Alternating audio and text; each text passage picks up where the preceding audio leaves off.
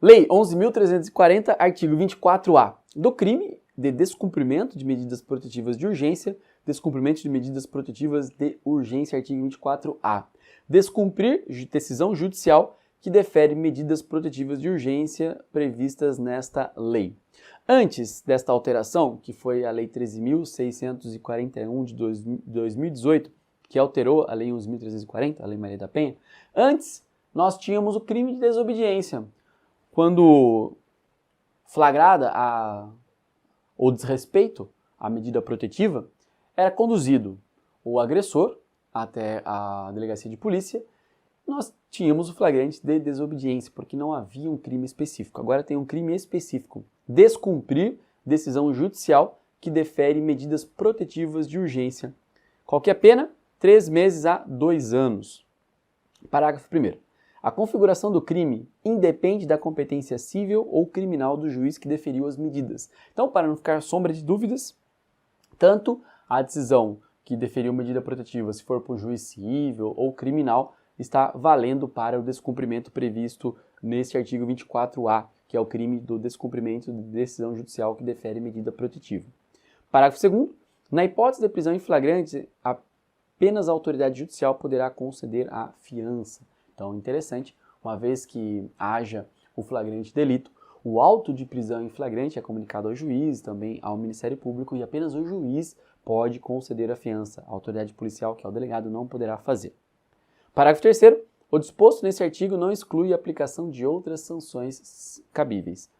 Sanções cíveis, disciplinares dentro do processo administrativo. Então, o artigo 24A é o crime que existe quando se descumpre medida protetiva, 3 meses a 2 anos, tanto faz se o juiz for civil ou criminal, não cabe fiança pela autoridade policial, tão somente pelo juiz, e ainda poderemos ter outras sanções. Tranquilo? Capítulo 3, da atuação do Ministério Público, artigo 25. O Ministério Público intervirá, quando não for parte, nas causas cíveis e criminais decorrentes da violência doméstica e familiar contra a mulher. Então, o Ministério Público é chamado de custos legis. Ele cuida da lei. Ele é o titular da ação penal e também ele opina dentro dos processos cíveis, dentro dos interesses públicos. E o artigo 25 vem dizendo que o Ministério Público, que é o promotor, ele vai intervir, quando não for parte, nas causas cíveis e criminais decorrentes da violência doméstica e familiar. Então, em todas as causas, sejam cíveis ou criminais, o Ministério Público estará presente. Artigo 26. Caberá ao Ministério Público, sem prejuízo de outras atribuições, nos casos de violência doméstica e familiar contra a mulher, quando necessário. Então, o que compete ao município ou ao Ministério Público? O que cabe ao promotor de justiça fazer? O que compete ao Ministério Público realizar? Inciso 1º. Requisitar força policial e serviços públicos de saúde, educação, assistência social e de segurança, entre outros. Nós estamos falando de uma lei que visa diminuir a vulnerabilidade da mulher. Por isso que o Ministério Público está presente. E fora a requisição de força policial, também o serviço público de saúde para a mulher e seus dependentes, da educação, no caso do ciclo básico, da assistência social e de segurança. Então, o Ministério Público vai prover todas essas requisições para que esses direitos sociais sejam colocados à disposição efetivamente da ofendida.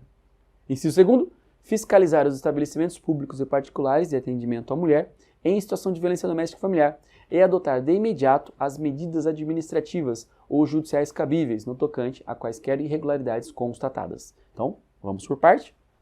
Fiscalizar os estabelecimentos públicos e particulares de atendimento à mulher. Então, quem atende a mulher em situação de violência doméstica e familiar? É tão somente o serviço público ou tem, de repente, um local que é conveniado? Quem vai fiscalizar esse local para saber como está sendo o atendimento? Qual é o nível de eficiência e de acolhimento? Então, o Ministério Público faz a fiscalização desses estabelecimentos que recebem as mulheres. E, claro, uma vez que ache qualquer coisa fora da regularidade, vai tomar de imediato as medidas administrativas ou judiciais cabíveis, uma vez constatado. Inciso 3º, cadastrar os casos de violência doméstica e familiar contra a mulher. Todos os casos, o Ministério Público ele tem esse cadastro. Então, artigo 25 determina que o Ministério Público intervenha nas causas cíveis e criminais. No artigo 26 diz o que o Ministério Público fará em relação à força policial e aos direitos da mulher, os direitos sociais da ofendida e seus dependentes, fiscalizar os estabelecimentos que recebem essas mulheres vítimas e também o cadastro dos casos de violência doméstica e familiar contra a mulher. Artigo 27, da assistência judiciária. Capítulo 4, da assistência judiciária.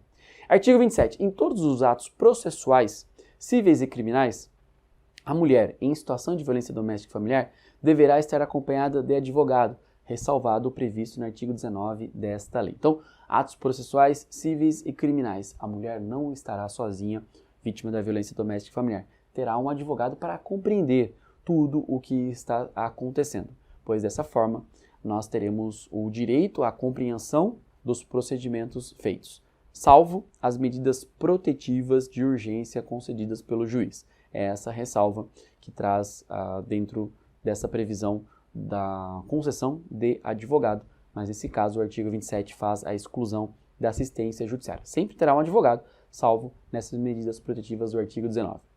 Artigo 28. É garantido a toda mulher em situação de violência doméstica e familiar o acesso aos serviços de defensoria pública ou de assistência judiciária gratuita, nos termos da lei, em sede policial e judicial, mediante atendimento específico e humanizado. Então, a mulher terá direito à defensoria pública ou assistência judiciária ao advogado, o acesso ao advogado, tanto no inquérito policial, dentro da delegacia, que é em sede policial, ou judicial, dentro do processo, terá sempre o advogado acompanhando. E ainda diz, mediante atendimento específico e humanizado.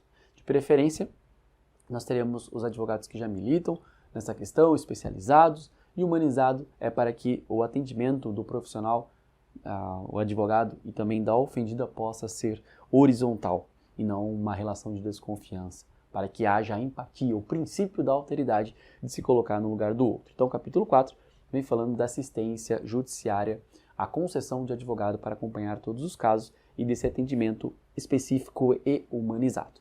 Tranquilo? Fácil? Como tudo no direito. No próximo vídeo, nós iniciaremos no artigo 29, no título 5, da equipe de atendimento multidisciplinar.